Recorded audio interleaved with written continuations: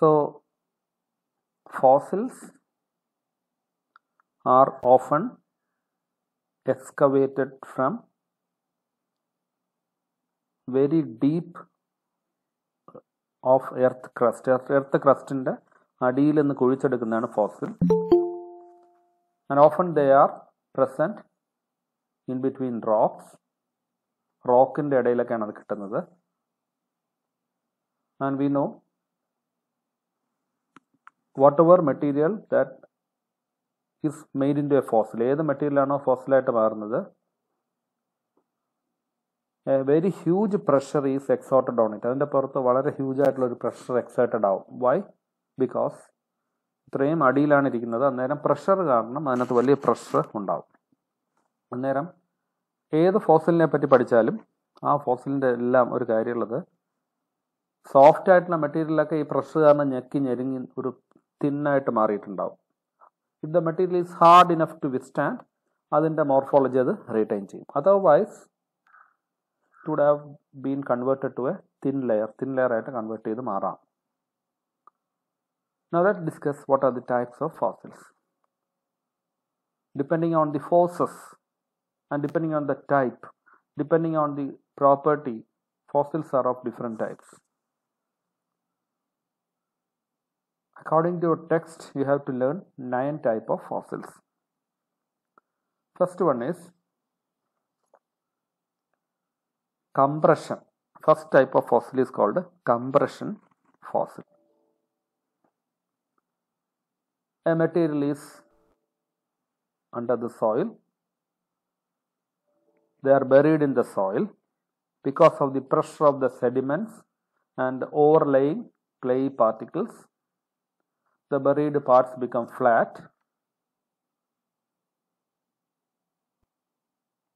and often the material which fall on them, അതിൻ്റെ പുറത്ത് വീഴുന്നത് ഒന്നുകിൽ സാൻഡ് സ്റ്റോൺ ആയിരിക്കാം, ഡയറ്റമേഷ്യസ് എർത്ത് ആയിരിക്കാം, അല്ലെങ്കിൽ വോൾക്കാനിക് ആഷ് ആയിരിക്കാം.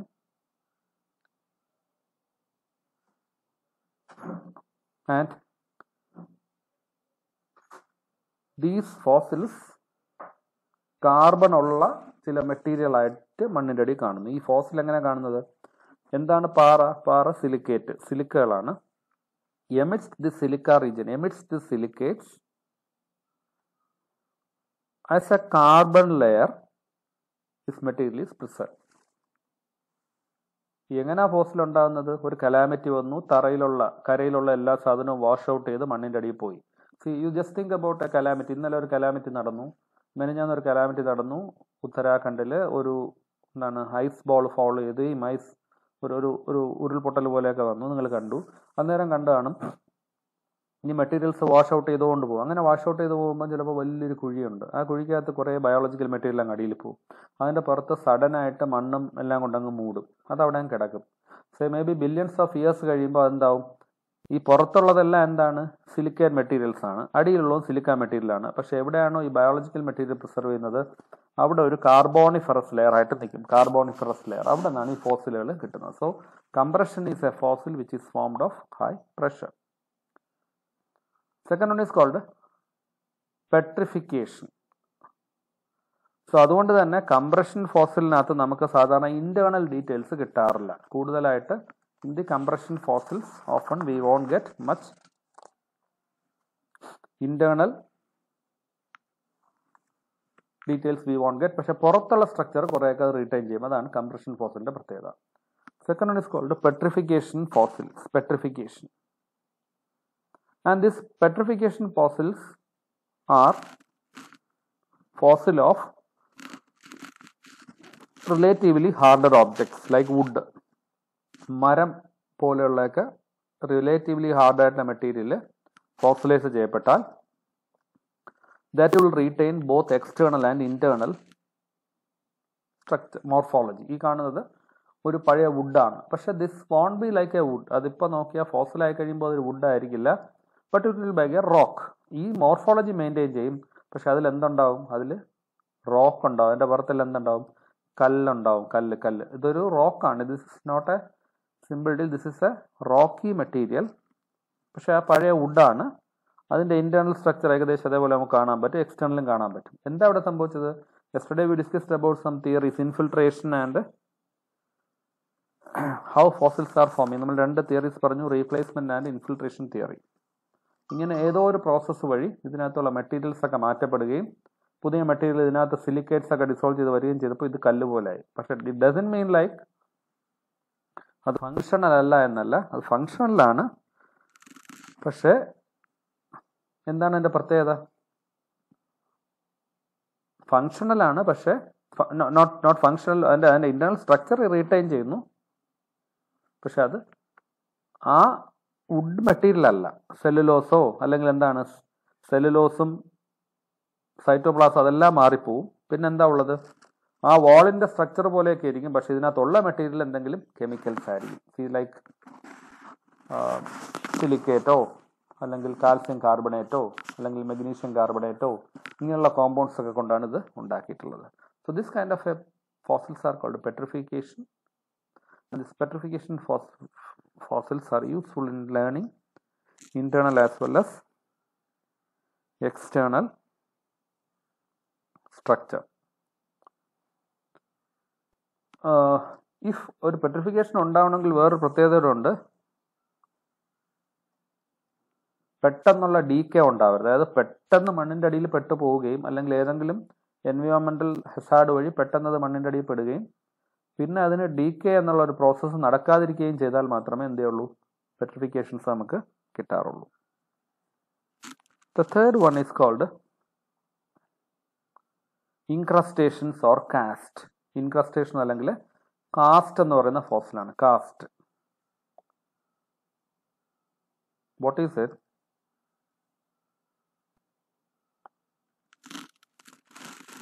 See, there is a material. ആ മെറ്റീരിയലിൻ്റെ അകത്തുള്ള മെറ്റീരിയൽ എല്ലാം ഡിസിൻറ്റഗ്രേറ്റ് ചെയ്ത് പോകും, പക്ഷെ പുറത്തുള്ള സ്ട്രക്ചർ അതുപോലെ retain. See this is A shell. ഈ കാണുന്ന ഒരു ഷെല്ലാണ്. ഈ ഷെല്ല് മണ്ണിൻ്റെ അടിയിൽ പെട്ടുപോയി. ഇപ്പോൾ ഈ കാണുന്നത് ഷെല്ലല്ല, പിന്നെന്താണ്? ആ ഷെല്ലിൻ്റെ അതേ രീതിയിൽ സാൻഡി മെറ്റീരിയൽ ഡിപ്പോസിറ്റ് ചെയ്തിരിക്കുകയാണ്.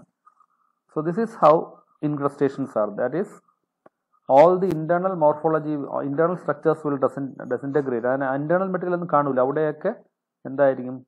സിലിക്കേറ്റ്സ് തന്നെ ആയിരിക്കും. പുറത്ത് മാത്രം പുറത്തെ ഷേപ്പ് റീറ്റെയിൻ ചെയ്യും. This kind of a structure is called incrustation. So the internal structure is destroyed and deposition of material over the fossilized sample as a coating. ഒരു coating പോലെ ആവും. അതിൻ്റെ പേരാണ് cast. Next fossil is called impression.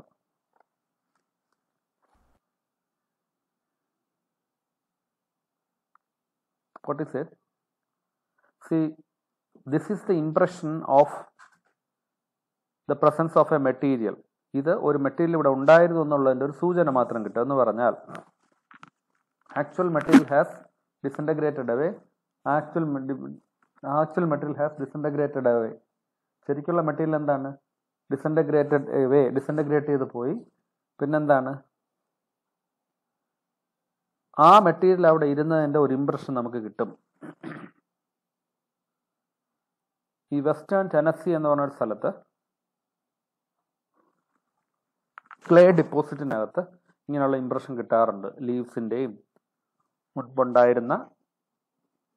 പക്ഷെ അവിടുത്തെ ഒരു പ്രത്യേകത, അങ്ങനെ ഇംപ്രഷൻസ് ഉള്ള ഭാഗത്ത് ക്ലേയുടെ അല്ലെങ്കിൽ റോക്കിൻ്റെ കളർ വ്യത്യാസം വരും. ബിക്കോസ് അവിടെ ഒരു മെറ്റീരിയൽ പണ്ട് ഉണ്ടായിരുന്നതിൻ്റെ കെമിക്കൽ റിയാക്ഷൻസ് നടന്നതുകൊണ്ട് there will be color difference.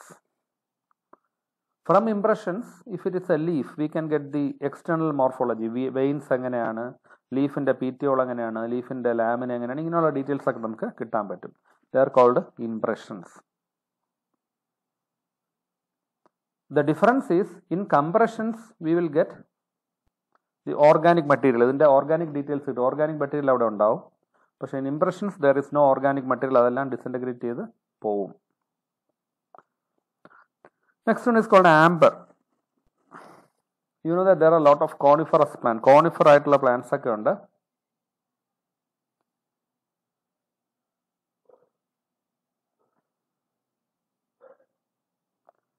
എന്താണ് അതിൻ്റെ പ്രത്യേകത? Whenever there, what is a resin? Resin എന്ന് പറഞ്ഞാൽ ദേ ആർ ഹൈഡ്രോകാർബൺ കോമ്പൗണ്ട്സ് ആണ്. പല റെസിൻസും പ്ലാന്റ്സിനകത്തുണ്ട്. ഇഫ് യു തിങ്ക് അബൌട്ട് ഈ നമ്മുടെ മാഞ്ചിഫറ ഇൻഡിക്ക, മാവിൻ്റെയൊക്കെ പുറത്ത് ചതച്ച് വെച്ചാൽ അതിൽ നിന്നൊരു സാധനം ഒരു ജെല്ലി ലൈക്ക് മെറ്റീരിയൽ എക്സുഡേറ്റ് ചെയ്ത് വരും. That is A resin. അതൊരു റെസിനാണ്. അപ്പം ഇങ്ങനെ വരുന്ന സാധനം എല്ലാം റെസിൻസ് ആണ്. പല റെസിൻസിനും anti fungal, anti microbial activity ഉണ്ട്. കാട്ടിനകത്തൊക്കെ പല മരത്തിൽ നിന്ന്, in the forest from trees, this kind of resin will fall and collected. താഴെ മരത്തിൻ്റെ ചുവട്ടിലൊക്കെ ഇങ്ങനെ റെസിൻസ് കളക്ട് ചെയ്ത് നിൽക്കും. അപ്പോൾ അന്നേരം അവിടെ ചെറിയ പ്ലാന്റ്സോ ഇൻസെക്റ്റോ ഒക്കെ അതിനകത്ത് വീഴുകയാണെങ്കിൽ അത് അങ്ങനെ തന്നെ പ്രിസർവ് ചെയ്യും.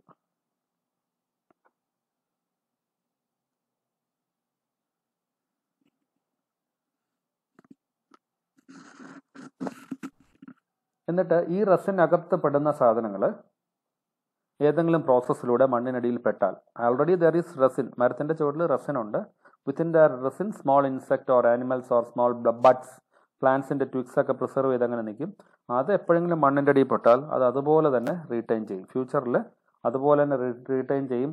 തിരിച്ച് എപ്പോഴെങ്കിലും മണ്ണിൻ്റെ അടിയിൽ നിന്ന് ഈ റെസിൻ ഇങ്ങനെ മണ്ണിൻ്റെ അടിയിൽ പ്രിസർവ് ചെയ്തിരിക്കുന്ന സാധനത്തിന് പിന്നെ പറയുന്ന പേരാണ് amber. Resin which is stored underground പിന്നെ കളക്ട് ചെയ്തെടുക്കുന്നതിൻ്റെ പേരാണ് amber.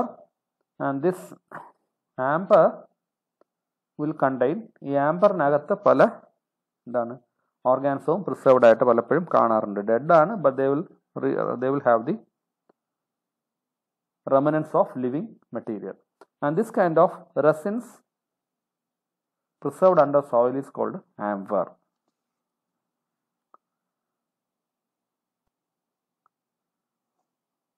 Next one is called coal balls. What is coal balls? A petrified plant material. Previously we have read about petrification, in which internalum externalum structure ഒക്കെ correct ആയിട്ട് കിട്ടുന്ന മെറ്റീരിയലാണ് petrification. അങ്ങനെ petrified ആയിട്ടുള്ള ഒരു plant organ, if it is റഫ്ലി spherical, അത് റൗണ്ടഡോ ഏകദേശം റൗണ്ടഡോ ആയിട്ടാണെങ്കിൽ ദേ ആർ കോൾഡ്, അതിന് പറയുന്ന പേരാണ് കോൾ ബോൾസ്. അതായത് കൽക്കരി ഖനിയൊക്കെ വെട്ടുമ്പോൾ അതിനകത്ത് റൗണ്ടഡ് സ്ട്രക്ചേഴ്സ് കാണും. ആ റൗണ്ടഡ് സ്ട്രക്ചറിനകത്ത് ഏതെങ്കിലും ഒരു പെട്രിഫിക്കേഷൻ കാണും. അങ്ങനെയുള്ളതിന് പറയുന്ന പേരാണ് കോൾ ബോൾസ്. ഇതാണ് ഒരു കോൾ ബോളിന്റെ സ്ട്രക്ചർ. ഈ പുറത്തുനിന്ന് നോക്കിയാൽ it is just a piece of rock, but when you cut it and look inside, that will be having the remnants of, അല്ലെങ്കിൽ ഒരു പെട്രിഫിക്കേഷൻ അതിനകത്ത് കാണാൻ പറ്റും. And this coal balls are formed by the infiltration of, ഇതിനകത്ത് calcium carbonate കാണും, magnesium carbonate കാണും, iron sulphide കാണും. അതെല്ലാം ഈ പ്ലാന്റ്സിനകത്ത് അതായിരിക്കും കാണും. എന്താ അങ്ങനെ വരാൻ കാര്യം? Because this plant will be having two process. One is infiltration process and replacement process. ഇത് രണ്ടും വഴി ആ എൻവയോൺമെന്റിൽ, ഈ പ്ലാന്റ് സെഡിമെന്റ് ചെയ്യപ്പെടുന്ന എൻവയോൺമെന്റിന് ചുറ്റും മെറ്റീരിയൽസ് വലിച്ചെടുക്കുകയും now they will get a different chemical composition. അങ്ങനെ കിട്ടുന്നതാണ് coal balls. Next one is called pseudofossil.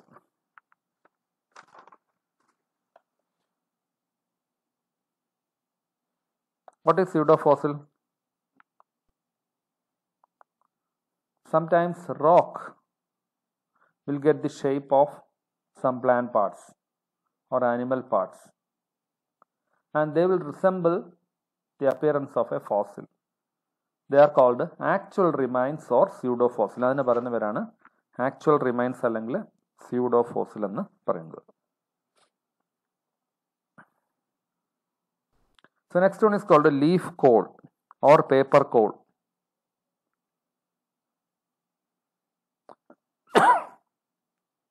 That means multiple layers of leaves are preserved within the lignified material. Multiple layers of leaves അവിടെ ഉണ്ട്. ആ leaves disintegrate ചെയ്തു പോയി. പക്ഷെ ആ ലിഗ്നിനും ആ ഇംപ്രഷനും എല്ലാം എന്താണ്, പുറത്തുള്ള റോക്കി മെറ്റീരിയലിൽ കവർ ചെയ്തിരിക്കും. This is called leaf coal. This consist of dead leaves ആണ്. ഇത് ഡെഡ് ലീവ്സ് ആണ്. They are dispersed in a organic matrix. The inner tissues of the leaves will be destroyed, but there will be successive layers. ഓരോ ലെയറിനെയും cuticle അവിടെ നമുക്ക് കാണാൻ പറ്റും. The last fossil is called compactions. They are called Compactions. What are compactions? These are plants which are compressed by the vertical pressure in them. അതുകൊണ്ട് തന്നെ പുറത്തുനിന്ന് ഒരു ഹ്യൂജ് പ്രഷർ വന്ന് പ്രസ് ചെയ്യുന്നത് കൊണ്ട് അതിൻ്റെ ഇടയ്ക്കിടയ്ക്കുള്ള മാട്രിക്സ് ഒന്നും കാണില്ല. ഈ ലെതറി ആയിട്ടുള്ള ഇത്തിരി കട്ടിയുള്ള ലീവ്സും ഹാർഡ് ഫ്രൂട്ട്സ് സീഡ്സ് ഇതൊക്കെ പുറത്തുനിന്നുള്ള വെർട്ടിക്കൽ പ്രഷർ കൊണ്ട് ഒരു തിൻ ലെയർ ആയിട്ട് ഫോം ചെയ്ത് ഡീറ്റെയിൽസ് ഒക്കെ കാണിച്ച് നിൽക്കും. And they are called mummified plants അല്ലെങ്കിൽ compactions. This is a mummified leaf of a material. So these are the different kinds of fossils which we see around us. നമ്മുടെ ചുറ്റും കാണുന്ന അല്ലെങ്കിൽ ത്രൂ എക്സവേഷൻ ഐസൊലേറ്റ് ചെയ്തെടുക്കുന്ന പല ടൈപ്പ് ഓഫ് ഫോസിൽസ് ആണ് നമ്മൾ സംസാരിച്ചത്.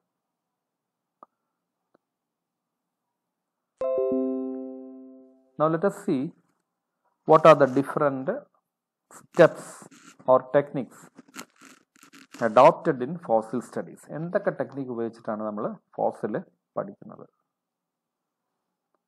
We know a fossil is a material which is excavated under soil, and their property is like a rocky material with a lot of silicates, carbonates, iron oxides, etc. From this we should be getting the internal and external material. So it's not a simple deal to get information from a fossil. For that we need lot of steps. We have to do lot of steps. Lot of techniques are there for learning fossils. Now let us see one by one what are the fossil study methods. Mainly there are 6 fossil study or techniques or fossil learning techniques. One is called ground thin section technique. Second one is called peel technique. Third one is called transfer technique. Fourth one called maceration technique. Fifth one X-ray technique, and last one microtomy technique. So as I have told you, there are fossils. We have to learn the fossils for studying internal and external structure of the fossil. When I want to learn the internal and external structure of fossil, I have to adopt multiple techniques. The major techniques are of 6 types. First one is ground thin section technique.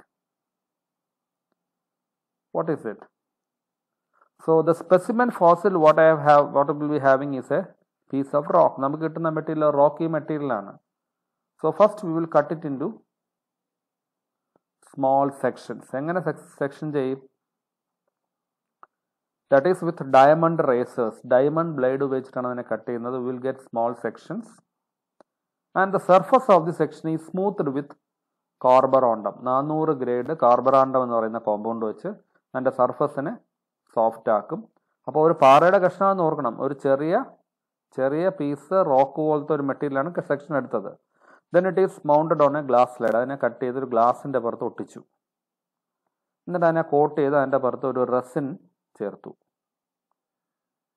അത് കഴിഞ്ഞിട്ട് എന്താണ്? അപ്പോൾ ഒരു പാറയുടെ ഒരു ചെറിയ കഷ്ണം cut ചെയ്ത് സർഫസ് സ്മൂത്തൻ ചെയ്തു. അതിനെ ഒരു റെസിനിൽ ചേർത്ത് വെച്ചു.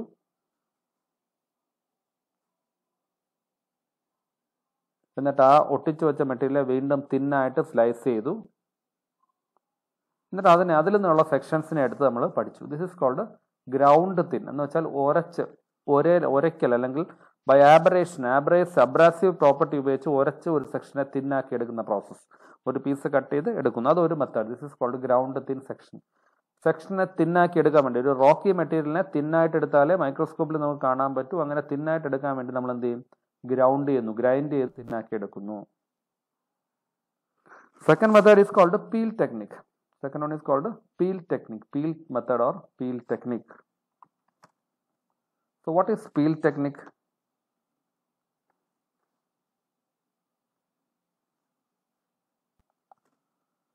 See, it has multiple steps. What is fossil? Fossil is made up of it's a biological material which is surrounded and complexed with silicates. അപ്പോൾ ആദ്യം എന്ത് ചെയ്യണം? സിലിക്കെ ഡിസോൾവ് ചെയ്ത് കളയണം. അതിനെന്ത് ചെയ്യണം? Treated with a mineral acid. The fossil surface is treated with a mineral acid like hydrofluoric acid. Hydrofluoric acid കൊണ്ട് ആദ്യം എന്താണ്? സർഫസിനെ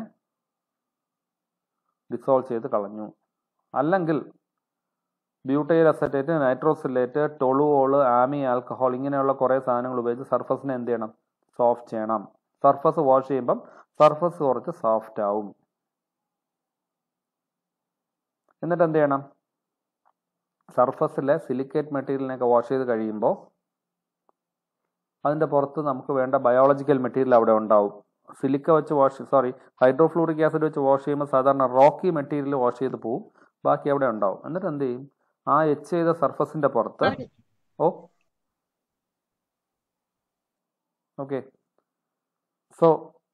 സർഫസ് ഓഫ് ദ റോക്കി സർഫസിന്റെ പുറത്തുള്ള മെറ്റീരിയലിനെ വാഷ് ചെയ്ത് കളയുന്നു. വാഷ് ചെയ്ത് കളഞ്ഞിട്ട് എന്താണ്? ആ സർഫസിലുള്ള മെറ്റീരിയൽ സോഫ്റ്റ് ആവും. അതെന്ത് ഉപയോഗിച്ചിട്ടാണ്? ഹൈഡ്രോഫ്ലൂറിക് ആസിഡ് ഉപയോഗിച്ചിട്ടാണ് വാഷ് ചെയ്ത് കളയുന്നത്. എന്നിട്ട് ആ സർഫസിൽ ഒരു റിബൺ, നൈട്രോസെല്ലോസ് റിബൺ വയ്ക്കും. അന്നേരം ഫോസിൽ അതിൽ ബൈൻഡ് ചെയ്യും. ഫോസിൽസ് എന്താണ്? അതിൽ ഒട്ടും. എന്നിട്ട് ഈ റിബണിനെ കുറച്ച് കഴിഞ്ഞ് ഉണങ്ങി കഴിയുമ്പോൾ പതുക്കെ ഇളക്കി പീൽ ചെയ്തെടുക്കും. അതായത് നമ്മൾ സെല്ലോ ടേപ്പ് വെച്ച് ഒരു മെറ്റീരിയലിനെ ഇളക്കി എടുക്കുന്നത് പോലെ നൈട്രോസെല്ലോസ് ഫിലിം വെച്ച് സിലിക്കേറ്റ് ഡിസോൾവ് ചെയ്ത് കളഞ്ഞിട്ട് ഫോസിലിനെ ഒട്ടിച്ചെടുത്ത് അതിനെ ഒരു കവർ സ്ലിപ്പ്, അതിനെ ഒരു സ്ലൈഡിൽ ഫിക്സ് ചെയ്യും. This is called peel technique. Third one is called transfer technique. That is delicate fossil പൊട്ടിപ്പോകുന്ന വളരെ ഡെലിക്കേറ്റ് ആണെങ്കിൽ ഉപയോഗിക്കുന്ന ഒരു മെത്തേഡാണ് ട്രാൻസ്ഫർ ടെക്നിക്. എന്താണ് അത് ചെയ്യുന്നത്?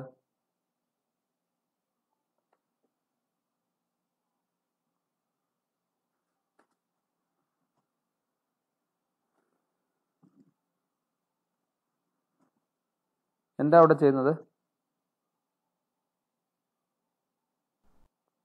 ഫോസിൽ മെറ്റീരിയലിന്റെ പുറത്ത് പീൽ സൊല്യൂഷൻ ചേർക്കണം. എന്താണ് പീൽ സൊല്യൂഷൻ? ഇത് പീൽ ചെയ്തെടുക്കാൻ വേണ്ടിയുള്ള ഒരു സൊല്യൂഷൻ ഉണ്ട്, ഒരു മെറ്റീരിയൽ ഉണ്ട്. ആ പീൽ സൊല്യൂഷനെ ഫോസിലിന്റെ സർഫസിൽ കോട്ട് ചെയ്യുക. റോക്കി സർഫസിലായിരിക്കും ഈ സോഫ്റ്റ് മെറ്റീരിയൽ, ഡെലിക്കേറ്റ് ഫോസിലുള്ളത്. അതിന്റെ പുറത്ത് പീൽ സൊല്യൂഷൻ കോട്ട് ചെയ്യുക. എന്നിട്ട് എന്ത് ചെയ്യണം? അതിനെന്ത് ചെയ്യണം?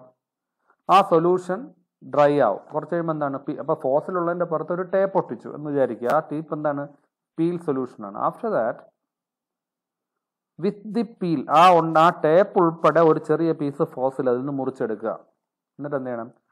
25% ഹൈഡ്രോഫ്ലൂറിക് ആസിഡിൽ ഈ ടാപ്പ് ഉൾപ്പെടെ അതിനങ്ങോട്ട് ഇടുക. ഇടുമ്പോൾ എന്ത് ചെയ്യും? റോക്ക് ഡിസോൾവ് ചെയ്ത് പോവും. ഫോസിൽ മെറ്റീരിയൽ ആ ടേപ്പിൽ അങ്ങനെ റിട്ടൈൻ ചെയ്യും. അങ്ങനെ ഉപയോഗിക്കുന്ന മെത്തേഡാണ് ട്രാൻസ്ഫർ ടെക്നിക്. അത് ട്രാൻസ്ഫർ ടെക്നിക്. ജസ്റ്റ് നോ, ഇതൊക്കെ ഒന്ന് അറിഞ്ഞിരുന്നാൽ മതി. So next one is called maceration technique. എന്താണത്? അത് നമ്മളിപ്പോഴും ചെയ്യുന്നതാണ്. This technique we adopt in our anatomy lab. അനാറ്റമിയിൽ സൈലത്തിൻ്റെയും ഫ്ലോയത്തിൻ്റെയും ഒക്കെ സ്ട്രക്ചർ, മെയിൻലി സൈലത്തിൻ്റെ സ്ട്രക്ചർ കാണാൻ വേണ്ടി ഉപയോഗിക്കുന്ന ഒരു മെത്തേഡ് അതാണ്. HNO3യും KOHും കൂടെ ചേർത്ത് ഒരു പ്ലാൻ മെറ്റീരിയലിനെ ചൂടാക്കുമ്പോൾ അതിൻ്റെ മിഡിൽ ലെമെല്ലാം ഡിസോൾവ് ചെയ്തിട്ട് ലീനിയർ ആയിട്ട് ഈ മെറ്റീരിയൽസ് എല്ലാം സ്പ്രെഡ് ചെയ്യും. അതിനടുത്ത് നമുക്ക് മൈക്രോസ്കോപ്പിൽ വെച്ച് നോക്കിയാൽ സൈലത്തിൻ്റെ ഒക്കെ സ്ട്രക്ചർ കാണാം. സിമിലർലി KOHും HNO3യും ഉപയോഗിച്ച് ഫോസിൽ മെറ്റീരിയലിനെ ഒരാഴ്ച അതിലിട്ടേക്കും. അങ്ങനെ ഇട്ടെങ്കിൽ എന്ത് പറ്റും? അതിനകത്തുള്ള ബയോളജിക്കൽ മെറ്റീരിയൽ എല്ലാം ഡിസോൾവ് ചെയ്ത് ഇറങ്ങി വരും. അത് കഴിഞ്ഞിട്ട് അതിനെ NaOH കൊണ്ട് ഇൻക്യുബേറ്റ് ചെയ്യും. അത് കഴിഞ്ഞ് ഹൈഡ്രോഫ്ലൂറിക് ആസിഡ് ഉപയോഗിച്ചുകൊണ്ട് ക്യൂട്ടിക്കുലറൈസ്ഡ്, അതിനകത്തുള്ള റോക്ക് മെറ്റീരിയൽ എല്ലാം മാറ്റും. അന്നേരം ക്യൂട്ടിക്കുലറൈസ്ഡ് ആയിട്ടുള്ള പാർട്സ് എല്ലാം ആ ഫോസിൽ മെറ്റീരിയൽ നിന്ന് കിട്ടും. എന്ന് പറഞ്ഞാൽ ക്യൂട്ടിക്കുലൈസ്ഡ് ആയിട്ടുള്ള ഹാർഡൻഡ് ആയിട്ടുള്ള പ്ലാൻ മെറ്റീരിയൽ അതിനകത്തുണ്ടെങ്കിൽ അതിനെ ഐസൊലേറ്റ് ചെയ്തെടുത്ത് പഠിക്കാൻ വേണ്ടി ഉപയോഗിക്കുന്ന ടെക്നിക്കാണ് മാസറേഷൻ ടെക്നിക്.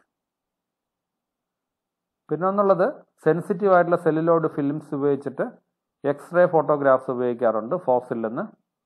പിന്നെ മൈക്രോടോമി എന്നൊക്കെ അറിയാം. തിൻ സെക്ഷൻ ഉപയോഗിക്കാൻ വേണ്ടി ഉപയോഗിക്കുന്ന ഒരു ഡിവൈസാണ് microtome. And using diamond blade ഉപയോഗിച്ചിട്ട് they will do a process called microtomy. Microtome എന്നുള്ള എക്യുപ്മെന്റിൽ വെച്ച് ഫോസിലിന്റെ സെക്ഷൻ എടുക്കാറുണ്ട്. അതിനുവേണ്ടി സെല്ലുലോയിഡിൻ അല്ലെങ്കിൽ വാക്സ് എന്ന് പറയുന്ന ഒരു റെസിനിലാണ് മെറ്റീരിയൽസിനെ എംബഡ് ചെയ്യുന്നത്. So as of now we discussed about what are the different types of fossil, we obtained in the nature, and from each, and what is the reason, and from each type of fossil what kind of information are we getting. Third one is, what are the different, what is the major technique we use in fossil study. And next what we have to discuss is, so we have been getting fossil from the very old past, അല്ലെങ്കിൽ വളരെ മുൻകാലത്തുള്ള biological material നമുക്ക് ഫോസിലിൻ്റെ രീതിയിൽ കിട്ടാറുണ്ട്. അങ്ങനെ കിട്ടുന്ന material ഉപയോഗിച്ചിട്ട് നമുക്ക് ഒരു ടൈം സ്കെയിൽ, എർത്തിൻ്റെ പാസ്റ്റിനെ നമ്മളൊരു ടൈം സ്കെയിലായിട്ട് സെറ്റ് ചെയ്യും. That is called geological time scale. അതിനെ പറയുന്ന പേരാണ് എന്താണ്? Geological time scale.